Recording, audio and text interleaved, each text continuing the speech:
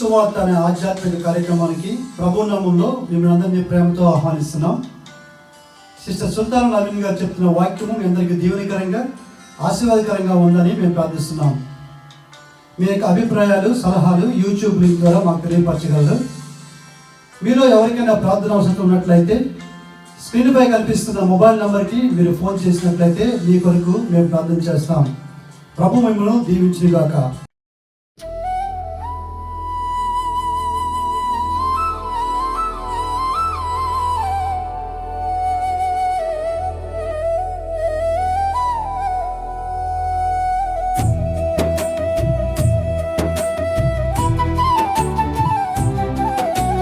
వేకువ చుక్కవై తెజరిల్లే నా దేవా, సువర్ణ ప్రకాశమా నీ సుందర వదనం,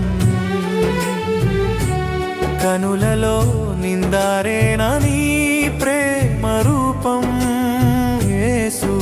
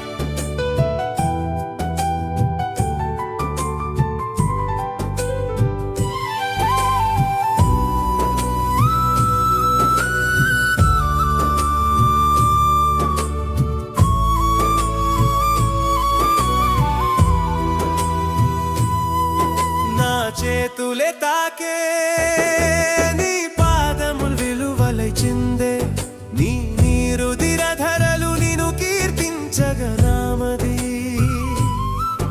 అల్లాడేనా నా దేవా నా యేసువా,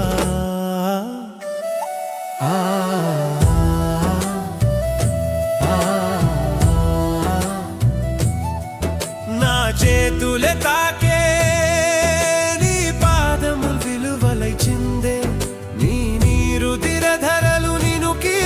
జగనామది. అల్లాడేనా నా దేవా నా యేసువా,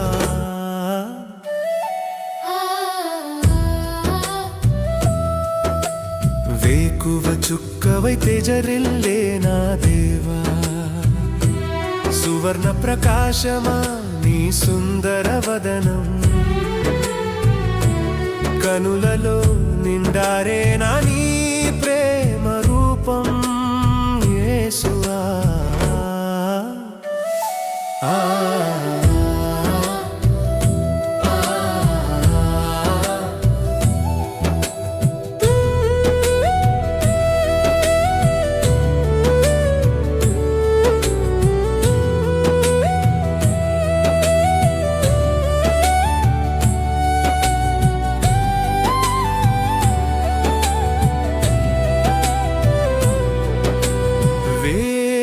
చుక్కవై తేజరిల్లే నా దేవా, సువర్ణ ప్రకాశమా నీ సుందర వదనం, కనులలో నిందారేనా నీ ప్రేమ రూపం. యేసువా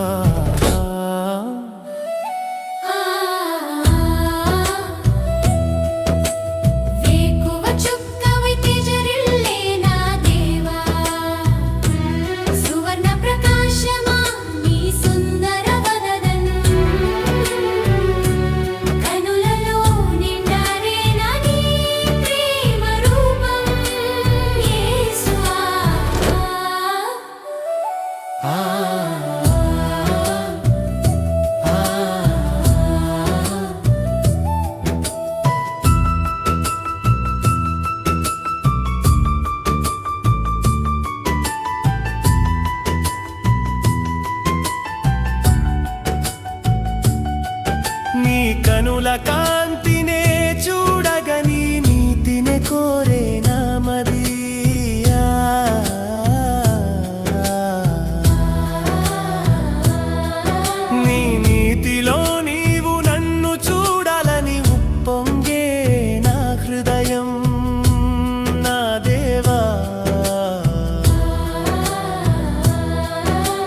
కనుల కాంతినే చూడగని నీతినే కోరే నామది.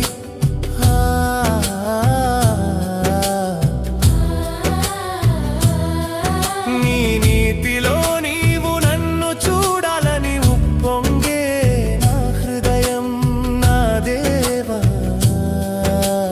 వేకువ చుక్కవై తేజరిల్లే నా దేవా.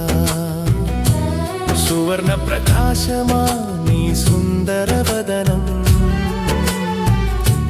కనులలో నిండారేనా నీ ప్రేమ రూపం యేసువా.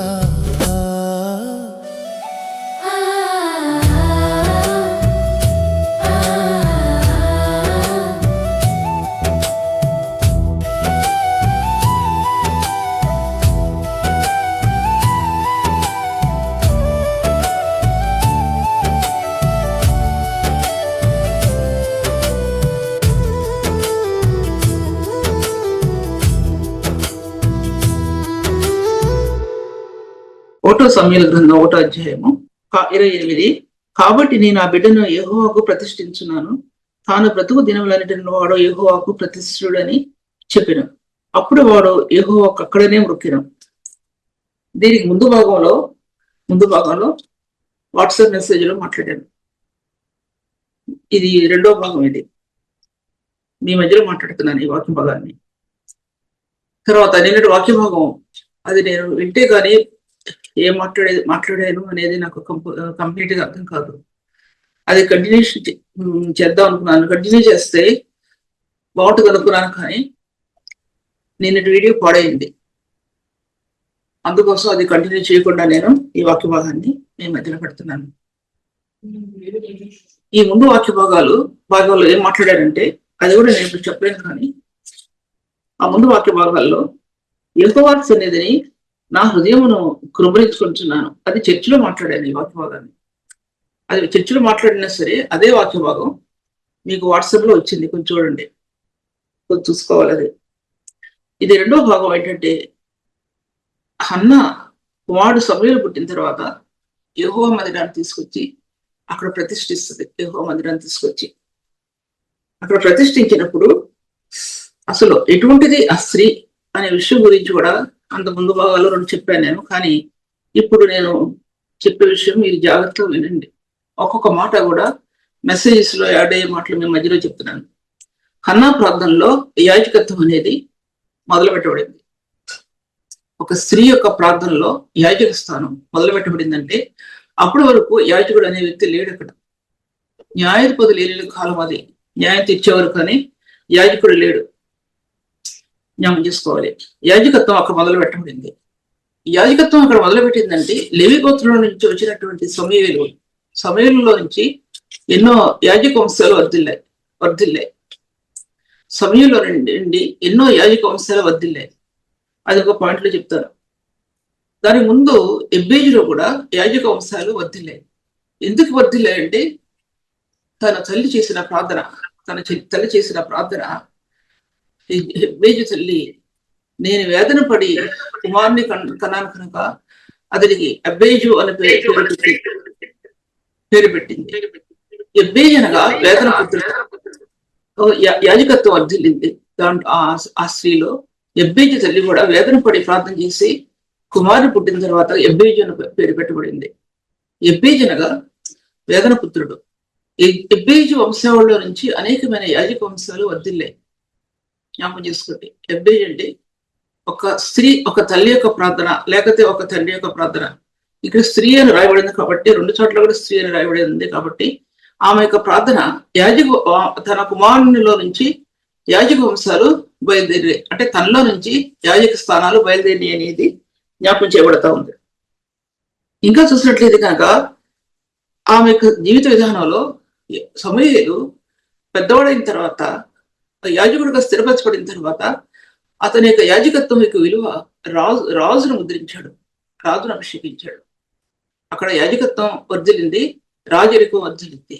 యాజకత్వంలో రాజరికం మధ్యలో నిలబడినటువంటి సమూయేలు అతని వెనక ఆ తల్లి యొక్క ప్రార్థన ఉందండి. అర్థం అవుతుంది కదా. తల్లి ప్రార్థన అంటే అది ఊరకపోయేది కాదు. కొండల్ని బండల్ని చీల్చుకుని ఆ జీవజల పూటలో పారే వరకు దేవుడు ఆ ప్రార్థన జవాబు ఇవ్వటం ఆ బిడ్డల జీవితాల్లో కార్యం జరిగిస్తాడు. ఇప్పుడు చూస్తానికి మనకి అంత పరిపూర్ణత అంటే సంపూర్ణ స్థితిలో వారు లేకపోవచ్చు, కానీ ఒకానొక కాలం వస్తుంది, ఆ కాలంలో వారు పరిపూర్ణమైన స్థాయిలో నిలబడతారనే విషయం మీతో నేను మాట్లాడుతుంటున్నాను. తర్వాత ఆమె యొక్క ప్రార్థన అనేది ఎన్నో పరిశుద్ధమైన స్థానాలు సమయంలో కట్టుకట్టింది.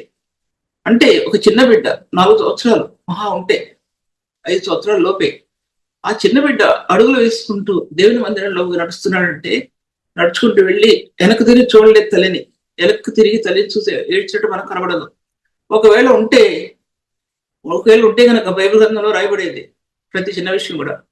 వెనక్కి తిరిగి చూడకుండా ఆ దేవుని మందిరంలోకి వెళ్ళి అక్కడ ఆ చిన్న కాళ్ళు అక్కడ మొక్కినియండి. జీవం కలిగిన దేవుని గ్రంథంలో జ్ఞాపకం చేసుకోండి. అక్కడ యెహోవా సన్నిధికి వెళ్ళినప్పుడు యెహోవా సన్నిధిలో నా ఆత్మను కుమ్మరించుకున్నాను అంటున్నప్పుడు అక్కడ పరిశుద్ధాత్మ దేవుడు ఆ ప్రార్థన ముద్రించాడు.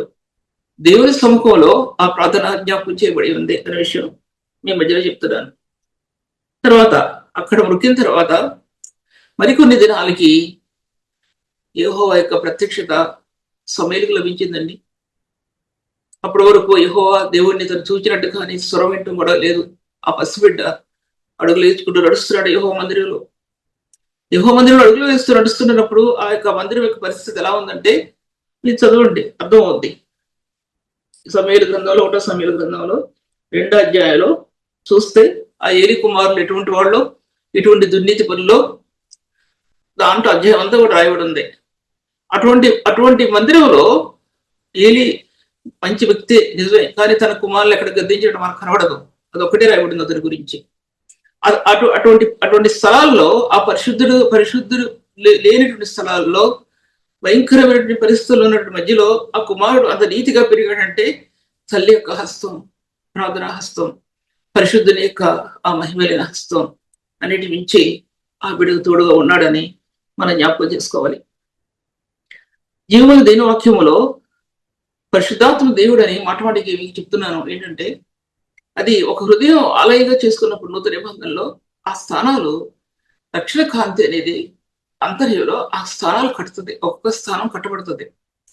పరిశుద్ధాత్మ దేవుడు రక్షణ యొక్క స్థానాలని అంతర్యంలో కడతాడు. అందులో సూర్యకాంతికి మించినటువంటి తేజస్సు ఆ రక్షణ కాంతిలో ప్రకాశిస్తుంది. అది మహిమ యొక్క ప్రకాశిత బైబిల్ చెప్తుంది, నేను చెప్పడం కాదు. దావీదు చెప్తున్నాడు, నా రక్షణ మహిమకు దేవుడే ఆధారము. అది 60 కీర్తనలోనూ 62 కీర్తన మొత్తం భాగంలో మొదటి వచనంలో రాయబడి ఉంది. రక్షణ మహిమకు, నా రక్షణ యొక్క మహిమకు దేవుడే ఆధారము అన్నాడు. దాంట్లో ఆశ్చర్యపడిపోయాను. కొత్త నిబంధనలు ఉండవలసిన సత్యం పాత నిబంధనలో రాయబడింది. పాత నిబంధనలో రాజు తెలియవస్తున్నాడు. రారాజు అంటే ఈ భూలోక సంబంధమైన రాజు, దేవుని ఎరిగిన వ్యక్తి. అటువంటి వ్యక్తి ఆ విషయాలు దాంట్లో రాస్తున్నాడు. తర్వాత అందులో రక్షణ కాంతి అనేది ఎన్నిసార్లు చెప్పినా సరే నాకు కొత్తదనంగానే ఉంది. మరి మీకు కొత్తదనం ఉందో లేదో మరి నాకు తెలియదు. అది నూతనంగా ప్రభువుని ఎరగటం. ఒక వ్యక్తి క్రీస్తు రక్తంలో కడుగుబడిన వ్యక్తి పరిశుద్ధాత్మ ద్వారా ఏకమైనప్పుడు ఆ స్థానాలు ఏకమై రక్షణ యొక్క మహిమను వెదజల్లినప్పుడు బైబిల్ గ్రంథంలో ఉన్నటువంటి ఆ స్థానాలు, ఉన్నతమైన స్థానాలు ఉన్నాయి బైబిల్ గ్రంథంలో. యేసేపుని దీవిస్తూ అంటాడు మోషే యేసేపు కుటుంబీకులు అనుకోండి, యేసేపు వంశావళి అనుకోండి, యేసేపు పేరుంది అక్కడ. పురాతన పర్వతాలు నిశ్చిత పర్వతం లేక శ్రేణి అన్నాడు. దానిలో భూమి ఫలించు శ్రేష్టమైన పదార్థాలు, చంద్రుడు ఫలించు శ్రేష్టమైన పదార్థాలు, సూర్యుడు ఫలించు శ్రేష్టమైన పదార్థాల వలన అతని భూమి దీవించబడను. ఏంటి అతని భూమి దీవించబడను? అతని భూమి రారాజు అయిన క్రీస్తు ప్రభు ఈ లోకంలో పుట్టడం అనేది, ఆ గోళం అనేది మీకు ఎలా చెప్తున్నానో అందులో ఆ భూమి ఉంది. ఎర్త్ ఉంది అక్కడ. దాంట్లో మనం కనబడినటువంటి దాంట్లో నిశ్చిత పర్వతాల శ్రేణి ఉన్నాయి, ఉన్నతమైన పర్వతాల శ్రేణి ఉన్నాయి, పరలోక సంబంధమైన పర్వతముల శ్రేణి ఉంది, నిశ్చిత చాలా ఉన్నాయి కదా. దాంట్లో 2 రాయబడ్డాయి అతను ఇచ్చిన దీవెనలో. నేను చెప్పి 2 చెప్తున్నాను. దాంట్లో అన్ని దీవెనలు ఆ నూతన ప్రపంచంలో లేక నూతన గోళంలో, నూతన ప్రపంచంలో పరిశుద్ధాత్మ దేవుడు ఆ యొక్క మార్గాల్లో ఆశీర్వాదాలు నీ ఆత్మకు అనుగ్రహిస్తాడు. అది హిస్టరీలో నుంచి, హిస్టారికల్ వేలో నుంచి ఆ మార్గాలు పరిశుద్ధాత్మ దేవుడు గతించినవి, అంతకు ముందున్నటువంటివి. మొట్టమొదటి భూమి కలుగు చేసినప్పుడు భూమి మీద రాయి వేయడం కాదు, ఆయన రాయి వేసిందే భూమి. ఏ గ్రంథంలో రాయబడి ఉంది ఆయన. అప్పుడు ఆ ఆశీర్వాదాలు అవి ఆత్మకి తెలియపరచబడతాయి. నేను చదివినవి కావు, నేను మీకు చెప్పేవన్నీ కూడా నేనేదో హిస్టారికల్ వేలో వెళ్ళి అవన్నీ చదివిన అంశాలు కాదు, ఇవన్నీ కూడా నేను చెప్పేవి మీరు చెప్పేది మీకు ఎక్కడం లేదంటే మాట్లాడుతున్నారంటే ఇది మీ హృదయంలోకి వెళ్ళలేదనమాట. ఎటువంటి మాట్లాడే వారు కూడా వాక్యం వింటున్నప్పుడు కామ్ అయిపోతారు. ఎక్కడెక్కడ సరి చేసుకొని చెవులు హృదయం దేవుని సరిలో పెట్టడానికి పరిశుద్ధాత్మ దేవుడు మీకు సహాయం చేస్తాడు. పరిశుద్ధాత్మ లేని హృదయాలు ఎలా ఉంటాయంటే ఇంకా ఈ లోకం వైపే చెవులు, ఈ లోకం వైపే కళ్ళు ఇటోడు తిరుగుతూ ఉంటారు. వాక్యం వినటానికి ప్రయాసపడరు. మీ హృదయంలో దేవుని వాక్యం కొద్దిగా కనపడితే అది అంతకంతకు ఆశ్రయించబడి మిమ్మల్ని ఉన్నతమైన స్థలాల్లో నిలబెడుతుంది. మిమ్మల్ని అలాగే ఉంచదు, మిమ్మల్ని ఉన్నతమైన స్థలాల్లో నిలబెడుతుంది ఆ వాక్యం అటువంటిది, శ్రేష్టమైన ఈవులను ఇచ్చే వాక్యం. ఇదేంటి, యేసేపు నీతిని ప్రేమించాడు, దుర్నీతిని ద్వేషించాడు, పరిశుద్ధతని ప్రేమించాడు, పాపాన్ని అసహించుకున్నాడు. అతనికి ఈవిడైన ఆశీర్వాదాలు చాలా మంది చెప్పడానికి, మనం చెప్పిన దాంట్లో ఏమీ లేదు, మీరు లేరు. కానీ ½ టైంలో నేను చెప్పలేకపోయాను. కానీ నాకు వాక్యం వచ్చినప్పుడల్లా కొన్ని విషయాలు మీకు చెప్తూ వస్తాను నేను, ఏ సమయంలో అయినా సరే. అటువంటి వ్యక్తి పురాతన కాలంలో, అంటే పూర్వకాలంలో ఉన్నటువంటి వ్యక్తి, అతని గురించి చెప్పడానికి బైబిల్ గ్రంథంలో 4-5 చోట్ల రాయబడి ఉంది. జైలు గోడల మధ్య నివసించిన వ్యక్తి, ఎన్నో సంవత్సరాలు కౌంట్ చేసుకున్నాను, కానీ ఇప్పుడు కరెక్ట్గా వస్తుందో రాదనిపిస్తుంది. కాళ్ళకు సంఖ్యలేసి, చేతులకు సంఖ్యలేసి ఎలా ఉన్నాడు హృదయం, ఎంత ఏడ్చుంటాడో అనండి, ఎంత ఏడ్చుంటాడో. ఒకవైపు తండ్రి జ్ఞాపకం వచ్చి ఉంటాడు, ఒకవైపు చనిపోయిన తల్లి జ్ఞాపకం వచ్చి ఉంటది. కానీ అతనికి పాపాన్ని కలుగు చేసి ఎళ్ళగొట్టబడినటువంటి ఆ స్త్రీ జ్ఞాపకంలోకి లేదు. ఎందుకంటే లేకపోతే ఎన్నో చెప్పేవాడు అమ్మాయి గురించి, ఒక్క మాట కూడా చెప్పినట్లేదండి. ఎటువంటి సహృదయత అతనిలో ఉందంటే తన కళ్ళు క్రీస్తు వైపే, దేవాది దేవుని వైపే చూచే, కానీ ఈ లోకంలో తను భ్రష్టునిగా చేయడానికి తను వెంబడించిన పావుల వైపు తన హృదయం వెళ్ళలేదు అనే విషయం మీతోనే మాట్లాడుతుంటున్నాను. నేను దీంట్లో నుంచి దాంట్లోకి వెళ్తున్నాను కాబట్టి అదే నేను పూర్తి చేయడానికి నాకు కుదరదు. అటువంటి దేవుని ఆత్మ రక్షణ కాంతిలో మన హృదయాన్ని దేవుని ఆత్మ కట్టుద్దంటే ఆ వలయాలు అంటాం తెలుగులో. కౌస్ అంటే వలయాలు. హృదయంలో అది మనల్ని కట్టి మన హృదయంలో ఏకం చేసి ప్రేమైక రహస్యాలు, ప్రేమైక బంధాలు మనల్ని కట్టి ప్రేమైక రహస్యాలు విడదీసినప్పుడు అసలేంటో కలవర ప్రేమేంటో అప్పుడు అర్థం అవుతుంది. ఎలా చెప్పాలి వాక్యం అనేది? ఉట్టుట్టి పైపైన చెప్పే వాక్యం కాదు. మిమ్మల్ని ఎవరిని విమర్శనాత్మకంగా అంటలేదు. నేను చెప్పే వాక్యానికి అనుగుణ్యంగా నేను మాట్లాడాలి, పరిశుద్ధాత్మకు అనుగుణ్యంగా మాట్లాడాలి. నేను వ్యతిరేకంగా మాట్లాడటానికి వీల్లేదు. అటువంటి వలయాలు ఆత్మలు కట్టుతుందండి. ఎప్పుడంటే పరిశుద్ధత అనే దానిలో సాధకం చేసినప్పుడు ప్రేమ యొక్క స్థానాలు నీ హృదయంలో తేటపరచబడుతుంది. అప్పటి వరకు తేటపరచబడదు. ఎన్నో ఉంటారు, నిన్ను అవమానపరుస్తారు. ప్రతి ఇల్లు అవమానపరుస్తుంది. నీ సొంత వాళ్ళే అవమానపరుస్తారు, నీ చెల్లెళ్ళు తమ్ముళ్ళే అవమానపరుస్తారు. కానీ నీ గుండెలో దాచుకున్న ఆ ప్రేమ వలయంలో నీకు ప్రేమ వెల్లడిపరుస్తుందని తర్వాత అర్థం అవుతుంది. అప్పటి వరకు అర్థం అవుతుంది. ఎందుకు ఈ కష్టాలు వచ్చినాయి అనుకుంటాం, అన్యాయంగా ఎందుకు నేరం మోపుతున్నారు అనుకుంటాం, ఎందుకు ఈ బాధలు అనుకుంటాం. అర్థం చేసుకోండి, అందుకంటే వెనవచ్చి చెప్పలేను. ఆ తర్వాత అర్థం అవుద్ది ఈ ప్రేమలో దాచిపెట్టబడినట్టు. అంటే ఆ వలయం అంటే దానికి నాకు తెలుగు మీనింగ్ నాకు సరిగ్గా లేదు. అవి నిగూఢమైన సంగతుల్లో క్రీస్తు కలవరి ప్రేమ ద్వారా దాంట్లోకి వెళ్ళినప్పుడు ప్రభా నీ ప్రేమ ఇట్టిదా అని నీ ఆత్మకు అర్థమవుద్ది. అప్పటి వరకు కూడా అది అర్థమవుదు.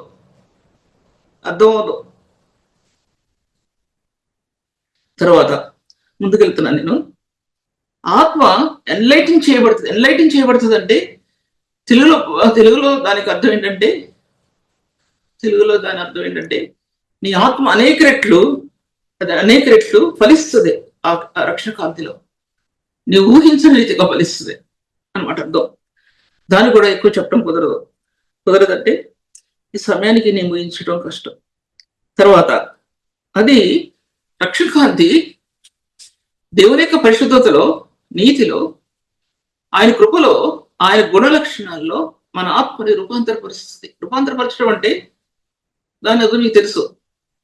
పాపి అయిన మానవుడు పరిశుద్ధుడిగా రూపాంతరపరచబడటం అంటే ఆ ఓడికి మించి మరొక ఓడి లేదు చెప్పడానికి నేను. ఈ ఆత్మ దేవుడు మనల్ని క్రీస్తు యొక్క ఆ ప్రేమ మార్గాల్లో మన హృదయాన్ని రూపాంతరపరుస్తాడు. అంటే ఆ గుణగణాల్లోనికి మన ఆత్మని రూపాంతరపరుస్తాడు. ఎన్నో గుణగణాలు మోషేకి 34 అధ్యాయాలు మాట్లాడిన మాటలు. ఆ గుణగణాలు మేఘస్తంభంగా అగ్నిస్తంభంగా నిలబడి గుడారం వేసినటువంటి ఆ గుడారం, ప్రత్యక్ష గుడారం క్రీస్తు శిలువ దశకి ఎలా చూపిస్తుందో ఆ అర్థం.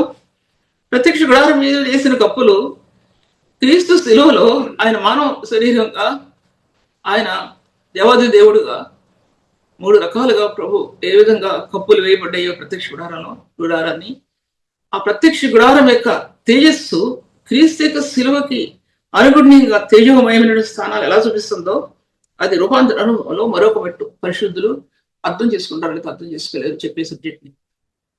పరిశుద్ధులు అర్థం చేసుకోవాలి, అర్థం చేసుకోవడం చాలా కష్టం.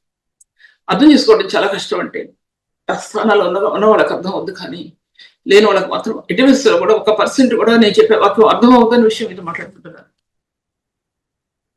ఒక్కోసారి వాక్యం అర్థం కాకపోతే, ఈ లోక సంబంధమైన విషయాల్లో మనకు విజయం కలగకపోతే, దేవుని సన్నిధిలో ప్రాధాన్యపడే అనుభవం ఉంటే ఒక హృదయంలో, అది ఆత్మీయ జీవితాన్ని చాలా ఉన్నతమైన మెట్లను తీసుకొస్తుంది అన్నమాట అర్థం. ఈ రూపాంతర అనుభవం అనేది ఏంటంటే ఎన్నోసార్లు చెప్పారు. వీళ్ళు చీకటి రాస్తాడు దాంట్లో జగత్తు పునాది వేయబడక మునిపే అన్నాడు కదండి బైబిల్ గ్రంథంలో.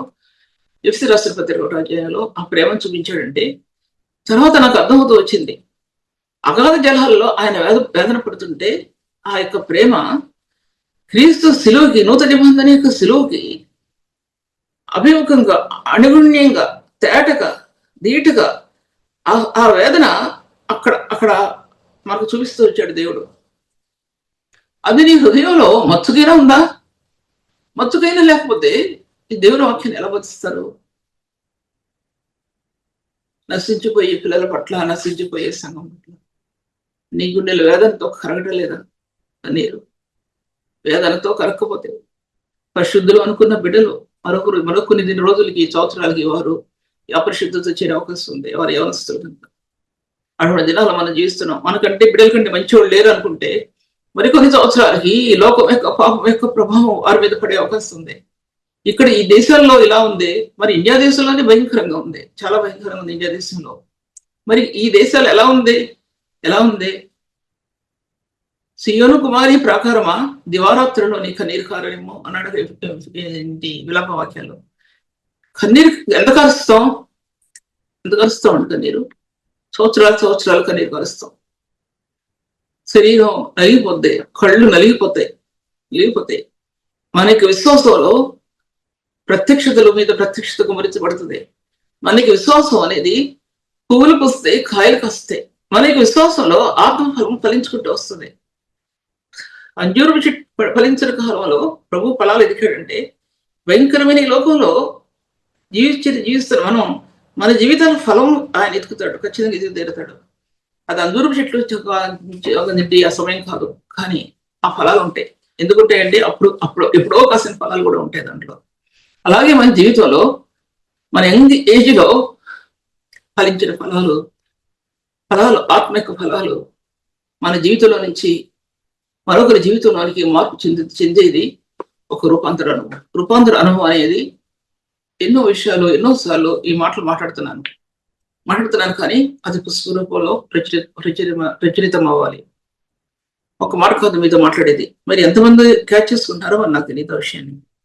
తర్వాత అటువంటి క్రీస్తు యేసు యొక్క వేదన కలవరి శిలువకి అనుగుణ్యంగా కాగితాలను పుటాలను దాటుకుంటూ బైబిల్ గ్రంథాన్ని దాటుకుంటూ బైబిల్ గ్రంథం రానటువంటి సమయంలో ఒక వెలుగు అనే పదంలో తెరవబడినటువంటి ఆ యొక్క మాటకి ఈ మాట ఏకమైందండి.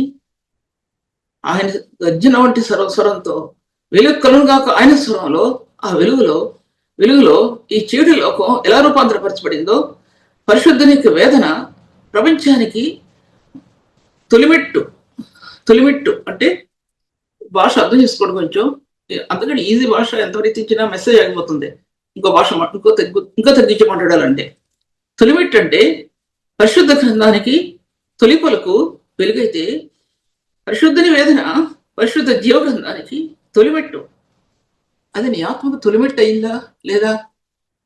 ఈ లోకంతో పాటు సమానంగా చూస్తున్నారా దేవుని వాక్యాన్ని? ప్రార్థించడం పరిశుద్ధులకి ఎప్పుడు చూసినా కష్టాలే, ఎప్పుడు చూసినా వేసే అడుగులు వెనక లాగేస్తారు. ఏదో ఒక మాట అందాలని చూస్తారు, ఏదో ఒక మాట వేదన కలిగే మాట దూషించాలని చూస్తారు. సాధారణ యొక్క పన్నాగాలు ఆ విధంగా ఉంటాయి, కలుగులో చేస్తాయి. కానీ ఆ హృదయం యొక్క తపన ఎలా ఉంటుందంటే, ఏడవలేక కన్నీళ్లు రాక ఏడ్చి కన్నీళ్లు పొడారిపోతాయి చాలాసార్లు. దుఃఖంతో హృదయం దిగ్భ్రాంతి చెందుద్ది ఎన్నోసార్లు మారు మాట్లాడలేక. అటువంటి దినాల్లో మనం ఉన్న విషయం మీతో మాట్లాడుకుంటున్నాను నేను.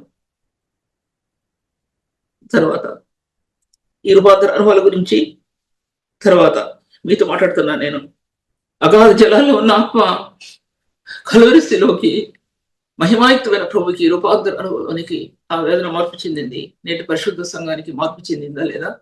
పరిశుద్ధులు మార్పు చెందారా లేదా? వాక్యం బోధించే వాళ్ళకి ఆ మార్పు ఉందా లేదా? ఆ మార్పు లేకుండా మాట్లాడుతున్నారా?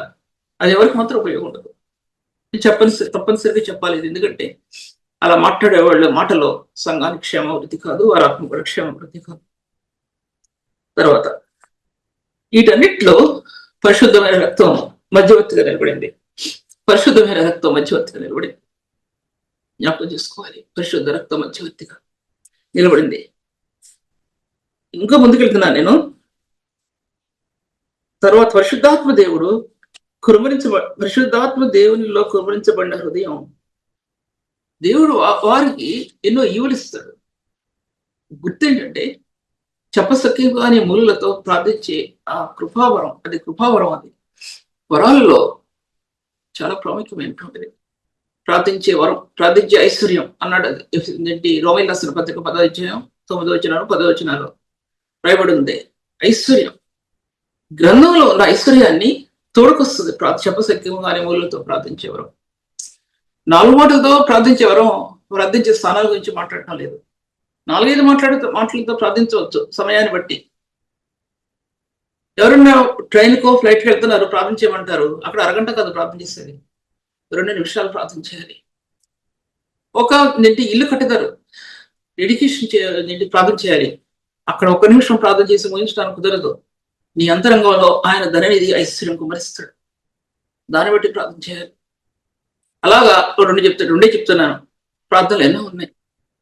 కాని సమయంలో ఒక పిల్లల దగ్గర వెళ్ళి వాక్యం బోధించాలి. పెద్ద వాక్యోపదేశాలు బోధిస్తే ఆ యూత్కి అర్థం కాదు. యూత్కి వాక్యం చెప్పాలంటే లేని పని పాప సంబంధమైనవి వాళ్ళకి వివరించి వాళ్ళ హృదయాలను చెడగొట్టడం అనేది దేవునికి ఉద్దేశం కాదు. పరిశుద్ధులు అటువంటి వాడికి దూరంగా ఉండాలి. నేటి జరుగుతున్న అటువంటి తీరే సంఘాల్లో జరుగుతూ ఉంది. పెళ్లి యూత్లో మాట్లాడమంటే వైశ్యవ గురించి మాట్లాడతారు. ఎంత అనుచితమైనటువంటి స్థాయి అది. పరిశుద్ధుని ప్రేమను గురించి చెప్పరు, ప్రభు యొక్క సిలువను గురించి చెప్పరు, మన కోసం ఎలా ప్రాణం పెట్టాడో ప్రభు చెప్పరు, అవన్నీ చెప్పరు, ఏమి చెప్పరు. అనుచితమైనటువంటివి అటువంటివి బోధించి పిల్లల గుండెల్ని ఇంకా చిరిపివేసేటువంటి పరిశుద్ధులు ఉన్నారు. కానీ చెప్పసఖ్యంగా మూలులతో ప్రార్థించే ఆత్మ ఎన్నో ఈవుల్లోనికి నీ ఆత్మ తీసుకుని వెళుతుంది. గ్రహింపజేసే శక్తి, గ్రహింపజేసే జ్ఞాన వివేకంతో కూడినటువంటి ఆత్మ, సత్యమును ప్రత్యక్షపరిచే ఆత్మ. నేను సొంత మాటలు కాదు, అన్ని బైబిల్లో ఉన్నవి. సత్యమును ప్రత్యక్షపరిచే ఆత్మ, ఇటువంటి ఆత్మని ఈ చెప్పసఖ్యముఖార మూలుగులు వేదన పడుతున్నప్పుడు కలరు శిలువని టచ్ చేస్తుంది. నీ దేవుని ఆత్మ నీ హృదయం నుంచి కలరు శిలువని టచ్ చేస్తుంది. అందులో ఉన్నటువంటి ఆ జీవం పొందుకోవటానికి కలరు శిలువని నీ కన్నీళ్ళు టచ్ చేస్తాయి. నీ హృదయంలో ద్రవించే వేదన, తల్లి యొక్క వేదన కలరు శిలువలో ప్రభు యొక్క మార్గంలో నిలబడుతుంది. లేకపోతే నిలబడటానికి సాధ్యపరచబడదు. ప్రార్థన వినడు దేవుడు. అప్పుడు ఆయన మహిమ నీకు అందిస్తాడు. ఆయన మహిమ యొక్క ప్రభావాన్ని దేవుని యొక్క మహిమ యొక్క తేజస్సు నీ హృదయంలో తెల్లతేటపరచబడుతుంది, లేకపోతే తేటపరచబడదు అనే విషయం మీతో మాట్లాడుకుంటున్నాను. ఇప్పుడే 1/2 గంట అయిపోయింది. తర్వాత ఆ చెప్పసఖ్యముగా మురుగులు ఆత్మకి ఎలా అందించబడుతున్నాయంటే, ఒక పరిశుద్ధుని యొక్క వేదన యొక్క రహస్యం అది అందులో దాచబడింది. ఒక పరిశుద్ధుని యొక్క వేదన రహస్యంలో ఆత్మ యొక్క ప్రత్యక్షత, సంఘం యొక్క ప్రత్యక్షత అందులో దాచిపెట్టబడ్డాయి. నాకు అర్థంగా మీటింగ్ నడవడానికి వీల్లేదు. అబ్బా రేపు మీటింగ్ ఇవాళ అనుకోవడానికి కాదు. రేపు మీటింగ్ కోసం ఏం సిద్ధపరచుకున్న వాక్యాన్ని, ప్రభా ఏం చెప్పాలి వాక్యాన్ని. నీ కన్నీళ్లు ఏరులే పరాలి. రాత్రి నిద్రపోతుంటావు, కానీ నీ కన్నీళ్లు నీ తలగడ తడిపిస్తే ఏం చెప్పాలనేది. తర్వాత ఆ దినాల్లో యెహోవాగా ప్రతిష్ఠించిన ఆ చిన్న బిడ్డ మందిరంలో తోడుకుపోయినప్పుడు తల్లి గుండె ఎలా ఉంటుందండి? లేక పుట్టిన కుమారుడు, లేక పుట్టిన కుమారుడు ఆ యొక్క దేవునికి ఇవ్వాలంటే ఆ తల్లి ఆ దేవుడిని ఎంత ప్రేమించిందో. మనం పిల్లల కోసం ప్రార్థన చేయాలంటే మనం దేవుని ఎంత ప్రేమిస్తే పిల్లల కోసం ప్రార్థన చేయగలం? చేయలేం. ఎంత ప్రేమిస్తే మనం దేవుణ్ణి ఆ పిల్లల కోసం విజ్ఞాపన చేయగలుగుతాం, లేకపోతే చేయడానికి కుదరదు. తర్వాత అక్కడే అతడు ముఖ్యం అని రాయబడి ఉంది. అతడు అక్కడే ముఖ్యం. ఆ చిన్నబిడ్డకి ఎవరు చెప్పారు మొక్కమని? తల్లి బోధించింది. మోషే తల్లి మోషేకి బోధించింది. సమూయేలు తల్లి సమూయేలుకు బోధించింది. ఎబ్బేజు తల్లి ఎబ్బేజుకు బోధించింది. యాజక సమూహం బయలు వెళ్ళారు. ఒక స్త్రీ యొక్క ప్రార్థన యొక్క రహస్యం అందులో ఇమిడి ఉన్నాయి అనే విషయం మీతో నేను మాట్లాడుతుంటున్నాను. తర్వాత ఇక సమయంలో యాజక వంశాలు ఎలా వర్ధిల్లాయి అనే విషయం నేను నోట్ చేసుకున్నాను, రిఫరెన్స్ నోట్ చేసుకున్నాను. 1వ దినవృత్తాంతాలు 6వ అధ్యాయంలో 33-34 వచనాలు. ఈ ప్రకారము తన కుమారులలో కలిసి కనిపెడుతున్న వారు ఎవరనగా కహతీల కుమారులలో గాయకుడు హేమాను. అతడు సమూయేలు కుమారుడు యావేలునకు పుట్టినవాడు. హేమాను అనే పదం ఆ యొక్క వ్యక్తి గురించి మీకు ఎంతమంది తెలుసు? బైబిల్ చూస్తే అర్థమవుతుంది. కీర్తన గ్రంథం రాసినటువంటి ఎన్నో వాక్యాలు రాసినటువంటి హేమాను అని రాయబడింది. హేమాను దావీదు యొక్క రాజ్యంలో గాయకుడు, సంగీత గాయకుడు. అతను ఎన్నో పద్యాలు రాశాడు, ఎన్నో గీతాలు రాశాడు. ఎవరు? సమూయేలు యొక్క మనవడు, కొడుకు కుమారుడు హేమాను రాసింది అని బైబిల్ చాలా చోట్ల రాయబడి ఉంది కీర్తనలో. అతను యాజక వంశం ఎలా వర్ధిల్లింది, ఆ యాజక వంశం ఎలా వర్ధిల్లింది అనేదానికి నేను హేమాను రాసిన గీతాల్లో ఏ ఒక్కటి చెప్పడానికి కుదరదు. నేను అవుట్లైన్ చెప్పాల్సిందే, నేను డీటెయిల్గా చెప్పడానికి కుదరదు. ఎప్పుడైనా హేమాను గురించి చెప్పాలంటే అది వేరే విషయం. హేమాను అని రాయబడి ఉంది. గాయకులు, దేవునికి స్తుతిగానం చేసినటువంటి గాయకుల్లో ఆసాపు, హేమాను చాలా ప్రాముఖ్యమైన వారుగా ఎంచుకుంటారు. కోరహ కుమారులు అని కూడా ఎంచబడింది. కోరహ కుమారులు అప్పుడు 2 అభిప్రాయాలు ఉన్నాయి. అప్పుడు మోషే కాలంలో కోరహ కుమారులు అందరూ చనిపోయారని, మొత్తం అంతా నాశనం చేశాడని చెప్పి దుపార్తులు తీసుకొచ్చినప్పుడు, కానీ కొంతమంది ఏమంటారంటే దానిలో కుమారులు వర్ధిల్లారని, కుమారులు చెప్పలేదని, అలా 2 అభిప్రాయాలు ఉన్నాయి. కానీ ఇక్కడ కోరహ కుమారులు అనబడిన వారు ఎవరనేది మీకు కంప్లీట్ గా నేను క్లారిఫికేషన్ ఇవ్వలేను, ఏం చెప్తే తప్పొస్తుంది.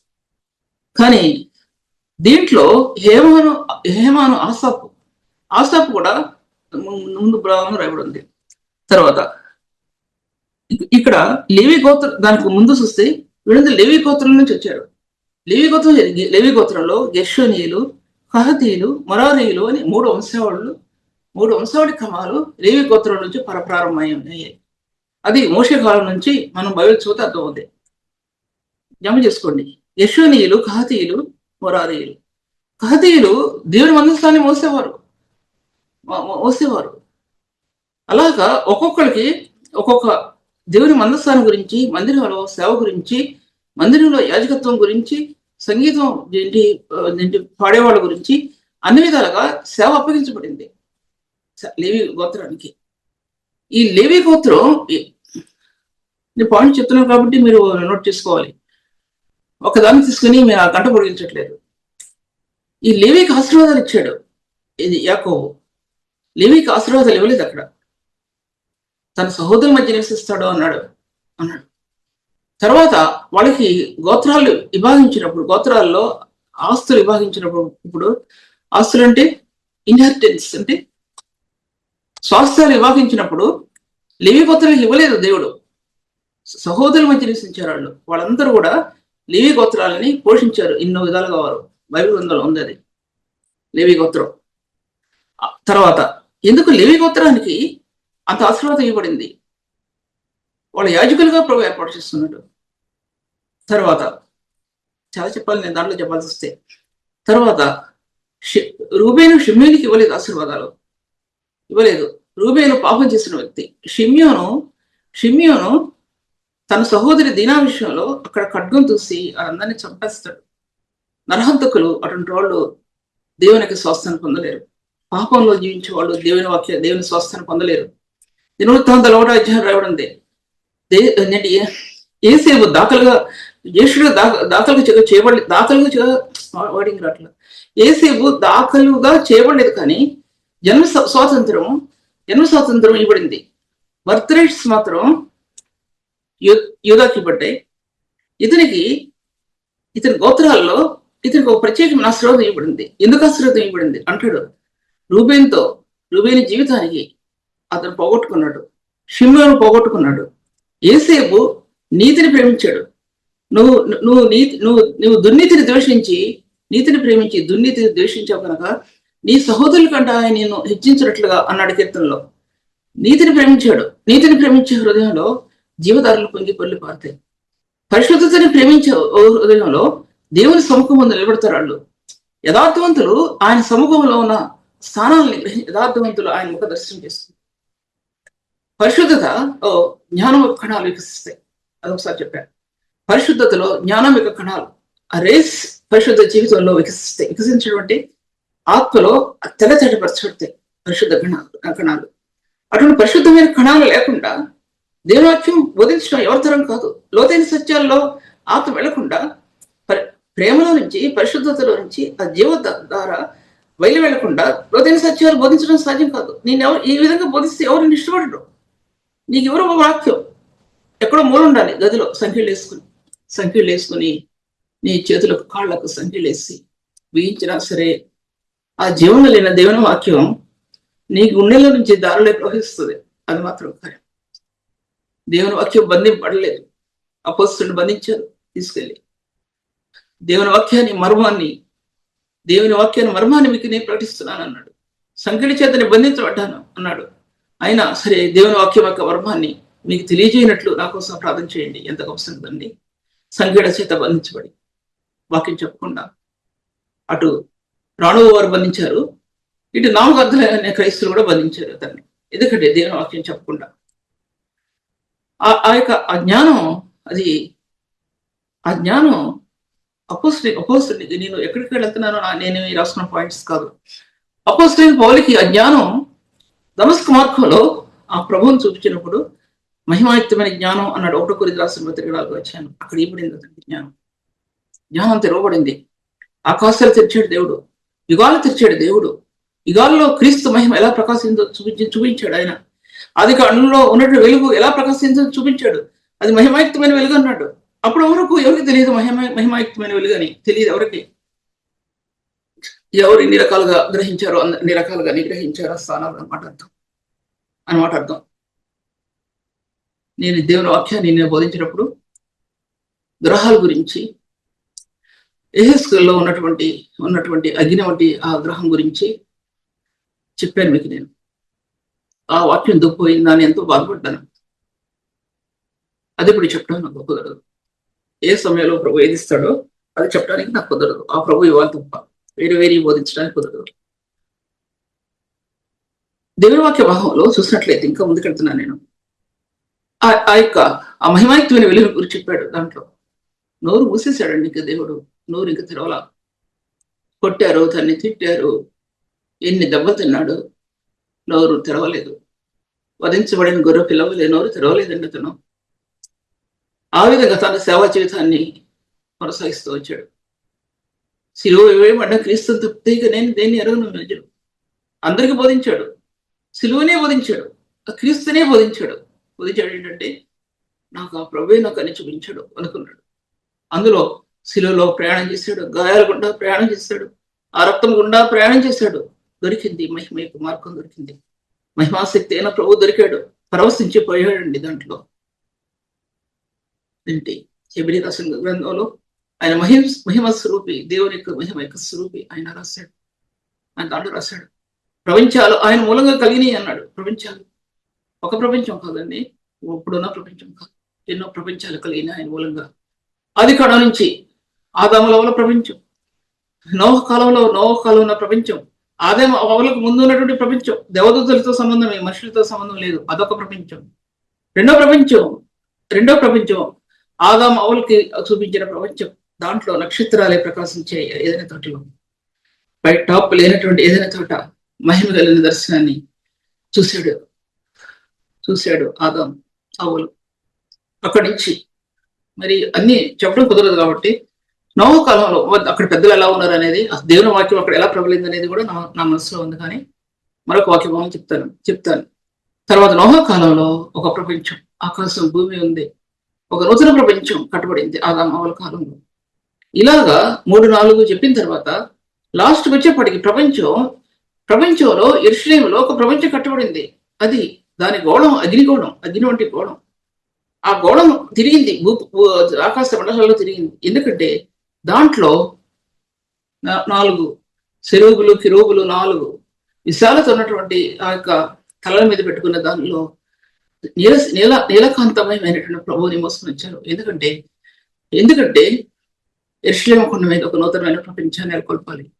రారాజు వస్తున్నాడు. ఎన్నో యుగాల నుంచి ఆయన నామం ప్రకటించబడుతూ వచ్చింది. అందులో 4 ముఖాలు, ఒక జీవి ముఖం, ఎద్దు ముఖం, ఒక జీవి ముఖం,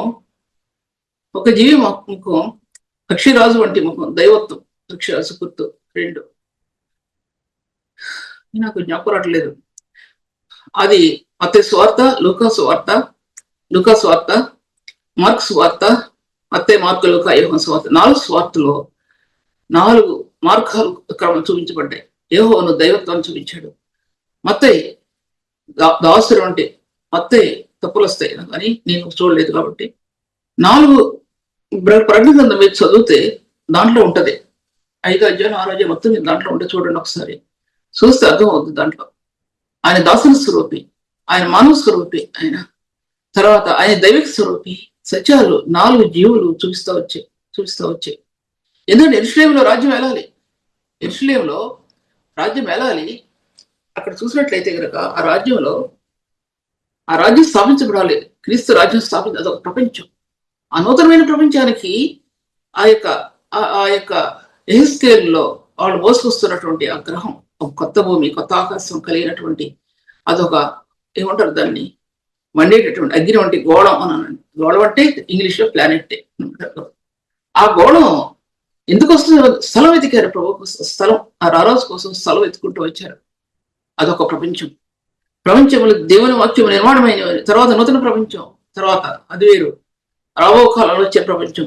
ఇలాగా ఎన్ని ప్రపంచాలు వచ్చినా నాకు తెలియదు, కానీ వరుసపట్టి నేను చెప్పలేదు. కానీ వాక్యం వచ్చింది కాబట్టి ఆ విషయాల మీద మాట్లాడుతుంటున్నాను. తర్వాత వాక్య భాగాలు చూసినట్లయితే తర్వాత యాజక సమూహం అతని నుంచి బయలుపడిందని చెప్పాను. తర్వాత లేవి గోత్రంలో కహతీయులు, గెర్షోనీయులు, మొరారీయులు వాళ్ళు దేవుని మందిరాన్ని దేవుని మందిరం యొక్క పాత్రల్ని, మందిర సంబంధమైన పరంతా కూడా వారికి అప్పగించబడింది దాంట్లో. తర్వాత గెర్షోను లేవి కుమారుడు, అందరూ తెలుసు.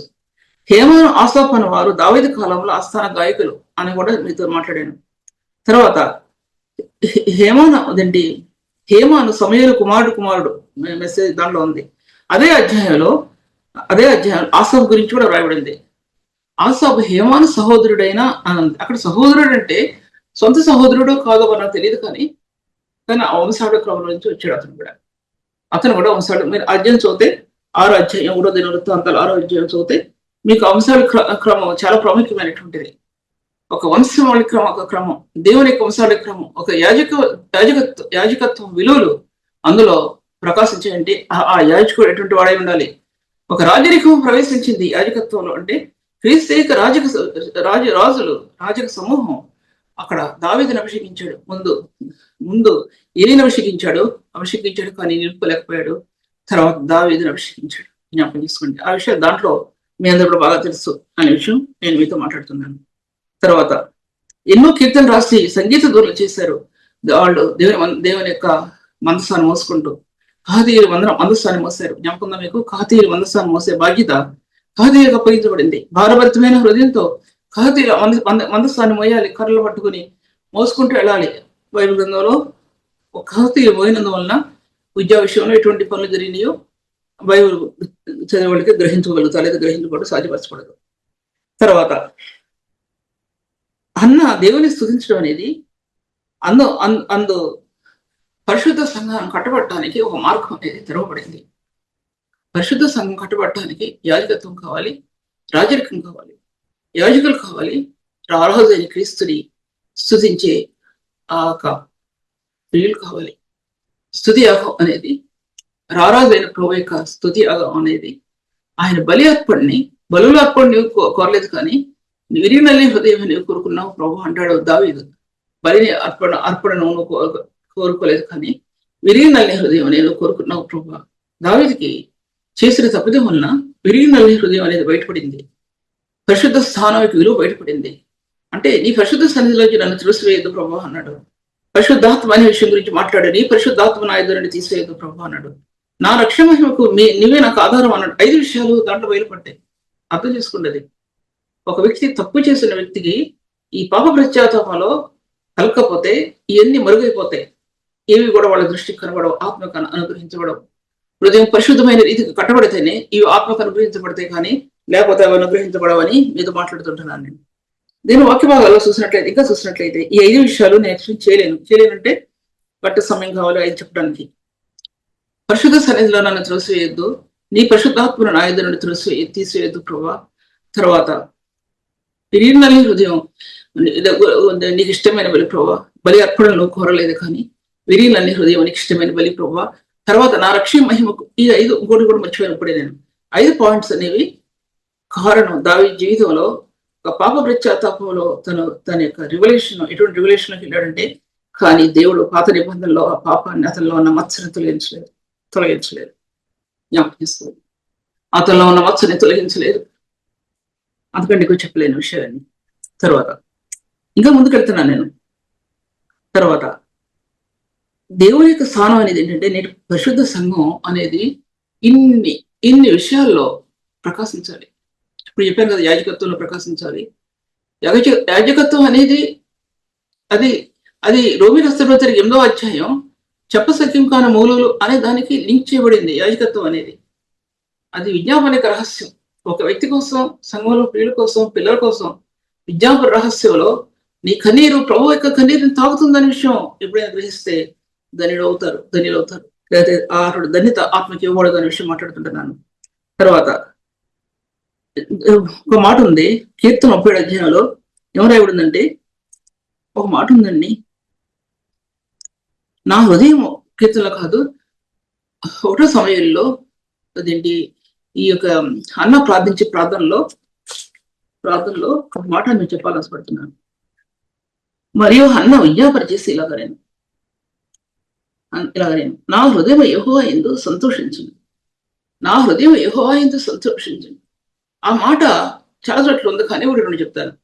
నెహెమ్యాలో అక్కడ మందిరాన్ని కడుతున్నప్పుడు అంటాడు, మీరు ప్రభువులందు సంతోషించండి, అప్పుడు మీకు బలం కలుగుతుంది. ప్రభువులో సంతోషిస్తే.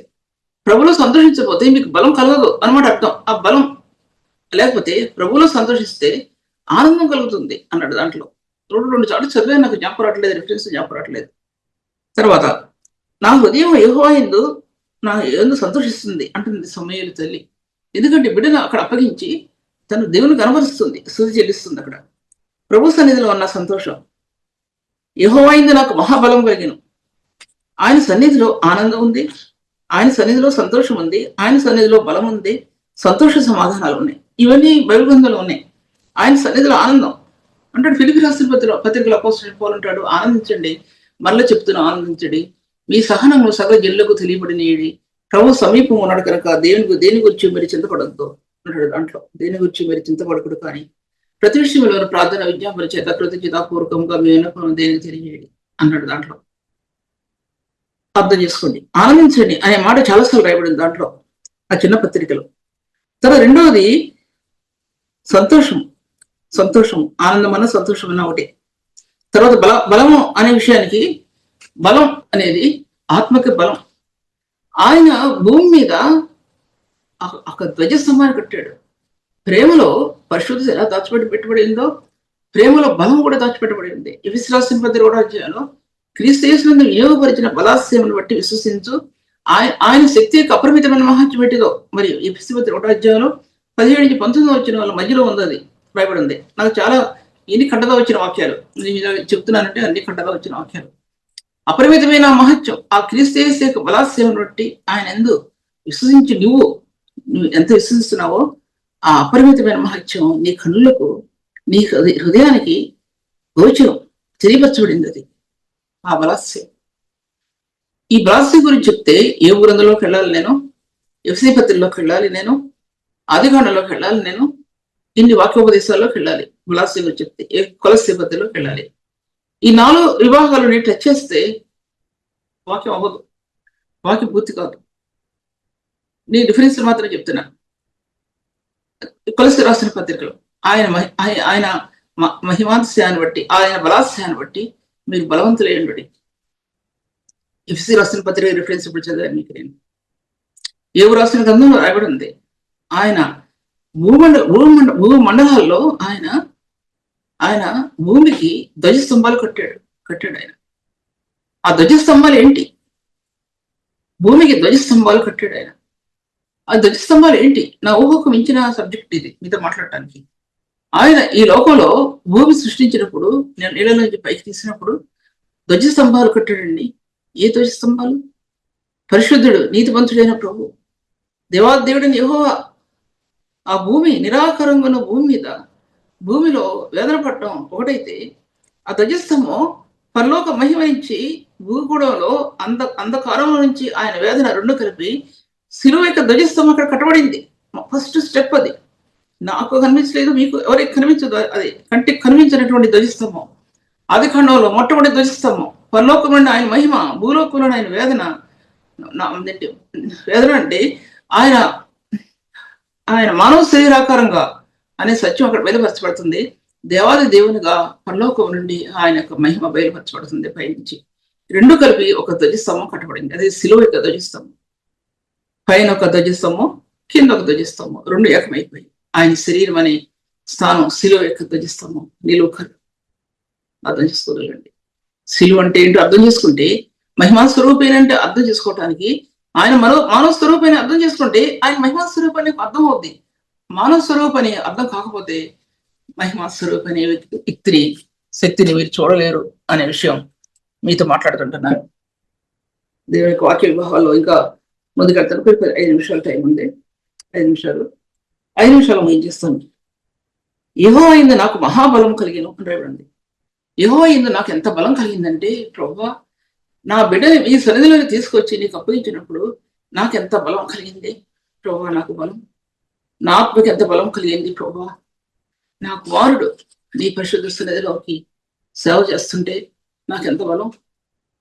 మా పిల్లలు పరిశుద్ధ సన్నిధిలో సేవ జరిగిస్తుంటే మనకి ఎంత ఆనందం, సంతోషం, మనకి ఎంత బలం, ఆనందం. అది నువ్వు ప్రభుని ప్రేమిస్తేనే. నువ్వు తీసుకెళ్ళి నీ బిడ్డలు తీసుకెళ్ళి దేశాలకు తిప్పితే కుదరదు. ప్రభు తీసుకెళ్తాడు. అది ఆయన చిత్తం. పుట్టిన కాడి నుంచి ఈడ అమెరికా వెళ్ళాలి, ఈడమో దీన్ని ఇంజనీరింగ్ చదవాలి, ఈ డాక్టర్ అవ్వాలి, మంచిదే. ఆ తలంపు ఉంటే మంచిదే. కానీ నేను దాని గురించి మాట్లాడటల్లా. కానీ అంతకంటే ముఖ్యంగా నీ హృదయం ప్రభువులో చుట్టబడి ఉండాలి. పేదవారు సహితం, డబ్బు లేని వారు సహితం అమెరికా అన్నారు. నిరుపేదలు సహితం అమెరికా వెళ్ళి ఆస్ట్రేలియా చదువుకొని గొప్పవాళ్ళైన వాళ్ళు ఉన్నారు. దేవుడు తీసుకెళ్ళాడండి. అటువంటి వాళ్ళని విమర్శించట్లేదు, గొప్ప వాళ్ళని నేను విమర్శించట్లేదు. ఆత్మ యొక్క హృదయం ఎలా ఉంది? దేవుని ప్రేమలో నీ హృదయం కట్టబడుతుంటున్నప్పుడు ఆయన నియమించిన మార్గాలు, ఆయన ఏర్పరిచిన స్థలాలు చాలా అద్భుతమైన రీతిగా ఉంటాయి. నీ ఊహించినవి, నీవు తలంచనివి ప్రభు ఆయన గొప్ప కార్యాలు ప్రభు జరిగిస్తాడనే విషయం కూడా నీతో నేను మాట్లాడుతుంటున్నాను. నేను తర్వాత యెహోవా యందు సంతోషించము, దాని ఉంది కదా 37 కీర్తనలో, యెహోవా యందు సంతోషించము, ఆయన నీ హృదయ వాంఛను తీర్చును. ఆయన నీ నీ మార్గమును యెహోవాకు అప్పగింపుము. ఆయన వెలుగువలేని నీతిని మధ్యాహ్న కాలం వలె నీ నిర్దోషత్వాన్ని బయలుపరుస్తాడు. నీ మార్గాన్ని ప్రభువుకు అప్పగించినప్పుడు నీలో ఉన్న నీతి, నిర్దోషత్వం బయలుపడుతుంది. నీ యథార్థత బయలుపడుతుంది. మధ్యాహ్న కాలం వలె ఎలా సూర్యప్రకాశిస్తుంటుందో అటువంటి సూర్యప్రకాశత అంటే పోల్చాడంతే. హృదయంలో యథార్థమైన స్థానాలు ఉంటే అవి మరుగునుంచబడవు, దేవుని సన్నిధిలో బట్టబయలు చేయబడతాయి.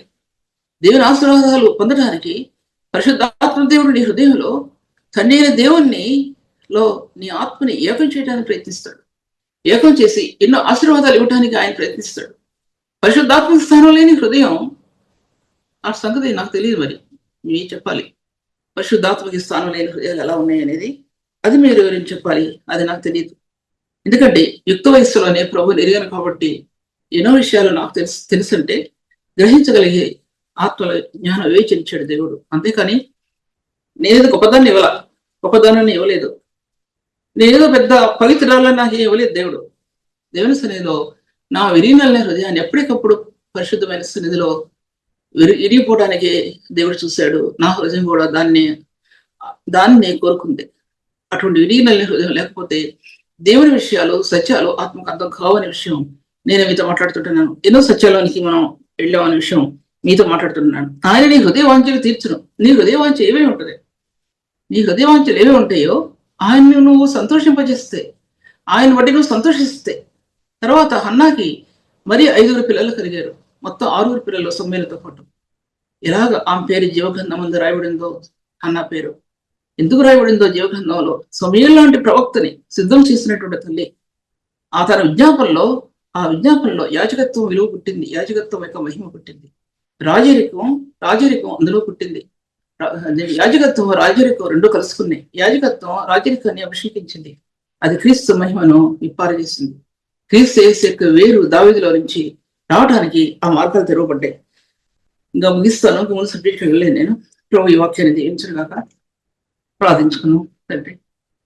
తండ్రి నీ కొందనాలు ప్రభు, ఈ కార్యాన్ని బట్టి నీ కొందనాలు. దిక్కులేని వారిని, దరిద్రులని ప్రభా నీ సేవలో వినియోగించుకుంటావు. ప్రభా నువ్వు అల్పుల్ని వినియోగించుకుంటావు, ప్రభా నువ్వు వినియోగించుకుంటావు.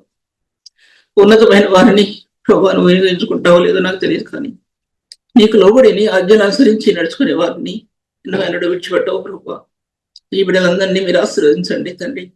ఈ సేవను ఫలింపజేసి మీరు ఘనత పొందమని ప్రభా యేసు నామములో స్తుతించి వేడుకుంటున్నాను తండ్రి.